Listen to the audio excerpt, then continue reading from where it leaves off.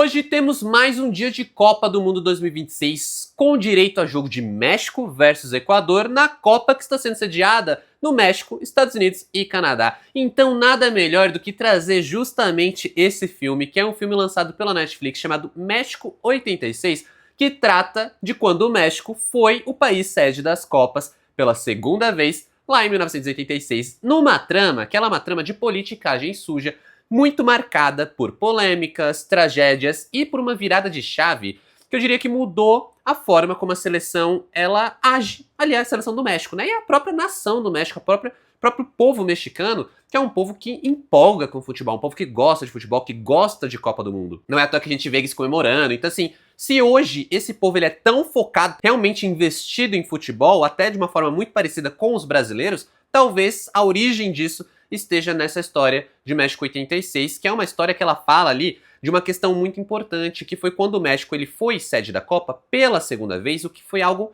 muito sem precedentes, né? Se falava de que, nossa, o México já tinha sediado a Copa de 1970, inclusive a Copa que marcou o tricampeonato brasileiro, né, com o Pelé. E aí, em 1986, aqui a gente já tá na premissa do filme, a Colômbia, ela seria a sede da Copa, só que por causa de crises financeiras, eles decidiram não seguir com isso, né? Eles decidiram meio que abandonar a chance de sediar a Copa, e aqui eu estou me atendo apenas aos fatos que o filme apresenta. Eu não fui atrás das histórias de bastidores para saber se teve algo mais aqui, tá? Então, se você é uma pessoa que curte mais futebol, que você entende mais disso, não foi só uma crise financeira, foi pipipipopô, sei lá, deixa aqui nos comentários que eu vou ler e vou ficar muito satisfeito de saber. Mas se atendo ao que o filme apresenta, a Colômbia ela simplesmente abandona a chance de ser a sede da Copa. E aí o México aí tem uma oportunidade de retomar o interesse pela seleção ao sediar a Copa novamente, mas fica aquela questão, nenhum país fez isso, né? Por que a FIFA vai dar chance para o México sediar a Copa pela segunda vez, quando vários outros países ainda não sediaram?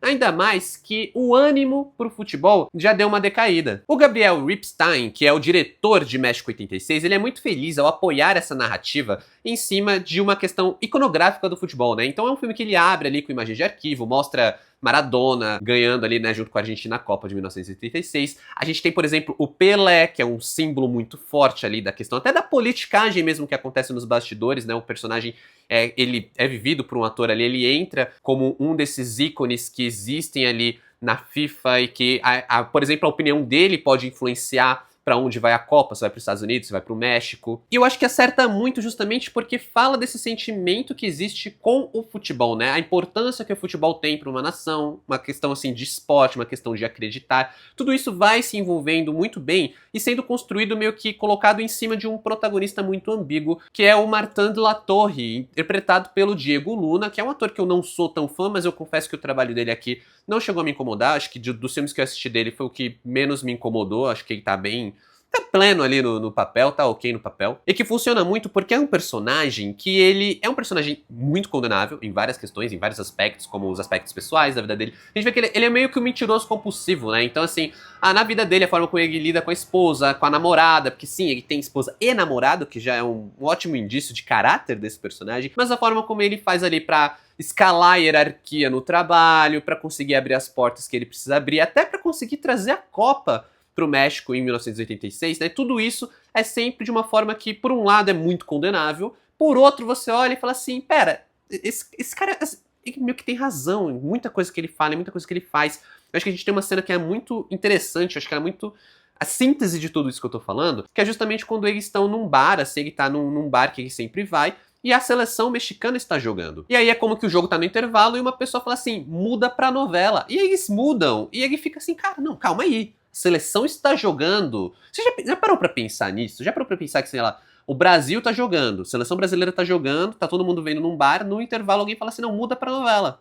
Sei lá, essa pessoa, no mínimo, ela apanharia. Isso por si só já mostra como a nação mexicana, né, o povo mexicano, já desacreditou, já não se importa tanto com o futebol, já não liga tanto. E aí tem toda essa questão que não é simplesmente você trazer a Copa pro país. É você restabelecer, você fazer renascer o hype desse povo, a ligação desse povo com o futebol, né? E o futebol sendo esse grande espetáculo, essa coisa para você ter algo ali para te motivar, você ter alguma coisa para acreditar, principalmente porque, como eu falei, essa história ela tem algumas tragédias que são relevantes ali pra narrativa. Mas antes de eu entrar nessas questões, antes de eu entrar e falar mais da direção, eu queria falar pra você que tá curtindo esse vídeo pra já se inscrever nesse canal se você ainda não tiver inscrito, porque tem muito mais conteúdo nesse estilo por aqui. Se você não me conhece, aqui quem fala é o Adam. Tô sempre falando de filmes aqui no YouTube, desde lançamentos pro cinema até lançamentos pro streaming, como é o caso de México 86. Então já te convido pra deixar aquele like se você estiver curtindo e também comentar sua opinião sobre o filme. Se você já assistiu, comenta o que você achou. Se você ainda não viu, comenta a sua expectativa. E bora continuar falando aí de México 86, esse filme que, como eu falei, acerta muito na ambiguidade que ele traz. Porém, contudo, entretanto, eu acho que ele também tem algumas limitações que são muito fortes. Eu acho que a primeira metade do filme, ela funciona muito bem ao trazer toda essa questão da politicagem, ao trazer toda essa questão de, assim, de, pô, mas como que o México vai conseguir fazer? Existe quase um heist movie, né? Existem os planos, existem as picuinhas, existe até as questões da sujeira que existe por baixo dos panos, né? Porque muito ali tem a ver realmente com a questão de uma mão lavar a outra, você me ajuda aqui, eu te ajudo ali, tem uma questão de passar um dinheiro por baixo dos panos, e o filme, ele deixa isso bem, de uma forma bem transparente, mas ao mesmo tempo eu sinto que é um filme que o diretor ele não tem certeza de como ele vai abordar algumas questões, né? Parece que por várias vezes ele tá trazendo, em México 86, ele tá tentando trazer um filme que ele é um filme confortável, ele é um comfort movie, ele é um filme pra agradar, enquanto em outros momentos ele parece que ele tá querendo provocar, ele tá querendo botar o dedo na ferida, só que ele fica nesse vai não vai, né? Em alguns momentos ele tá, não, vamos fazer um filme pra agradar, vamos colocar ali essa questão que era importante pro México e tudo mais, a questão política, a questão da nação, né, que não estava mais acreditando no futebol, e por outro lado ele fala, não, mas esse cara ele fez coisas erradas, existem várias questões polêmicas aqui, e tudo isso meio que vai se chocando num filme que ele fica, sabe, não vai pra lá, não vai pra cá, e eu sinto que ele não consegue realmente ter um aprofundamento em nenhum desses sentimentos.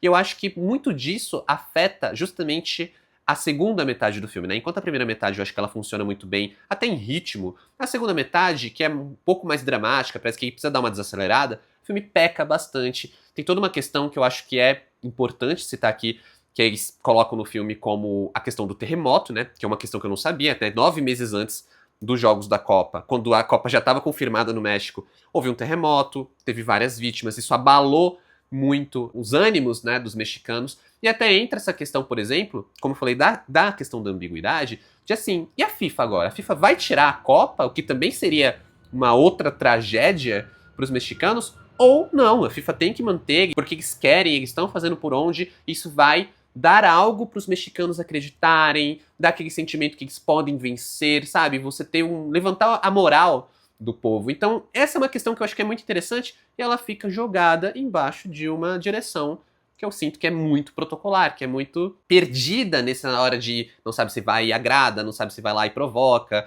Embora tenha vários momentos que eu acho que funcionam muito bem. Eu acho que o Diego Luna, que é um ator, como, né, eu falei, eu não sou muito fã, ele funciona porque ele carrega consigo essa ambiguidade. E é justamente por causa dele, por causa dessa ambiguidade, que alguns dos melhores momentos do filme existem, como por exemplo, o momento da votação, né, toda essa parte da politicagem. Cara, tem um momento ali que eles vão votar em quem que vai ficar com a Copa, né? Vai ficar os Estados Unidos ou vai ficar no México? E aí nessa hora da votação, que tem os representantes do país, cara, é uma das melhores cenas do filme, mas é uma das cenas que ficam ali na primeira metade, quando o filme tá funcionando, parece que ele tá engrenando, e aí na segunda metade, ele deixa uma sensação de que ele escondeu o ouro, porque eu entendo o recorte do filme, né? O filme é sobre a Copa, é sobre a politicagem, né? Não é sobre o futebol em si, mas como o México fez para sediar a Copa pela segunda vez seguida, quando isso era algo inimaginável. Só que aí ele começa a entrar em algumas polêmicas, em algumas questões, até se aproveitando justamente desse tom do personagem principal, que, cara, assim,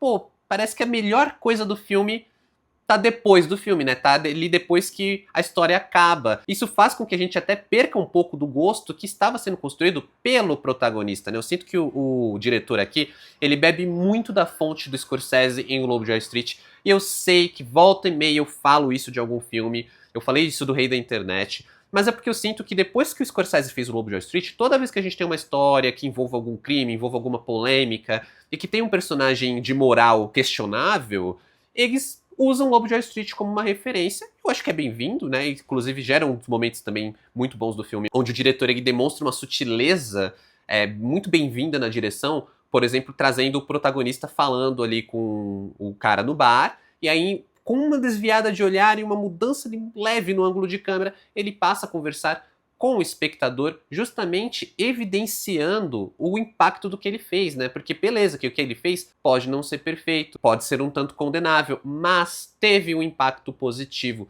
no futebol, no México, e tudo isso envolve ali, né? Por mais que tenha trazido consequências para a vida dele, talvez ele não mudasse nada, porque também trouxe impactos positivos muito maiores pro futebol, que é a grande paixão dele. E fica essa questão, pô, é um cara condenável, é um cara que você sabe que não iria querer trabalhar com ele, você não iria querer ser amigo dele, porém, tudo que ele faz ali, você fica, pô, será que ele tá errado mesmo de ter feito? Porque o impacto é positivo. O impacto a gente vê quando a gente liga a TV para ver um jogo do México e a gente vê a galera torcendo. Isso não existiria, talvez, se não fosse por causa da Copa de 1986. E a Copa de 1986 não seria da forma que foi se não fosse esse personagem. Então, assim, tem algo muito legal ali, tem algo muito interessante ali, mas mesmo assim eu sinto que a direção protocolar, que essa tensão de você provocar ou não provocar, sabe, acaba perdendo muito, o próprio filme acaba se desritimando demais na segunda metade, então eu sinto que é um filme que tem coisas legais, eu acho que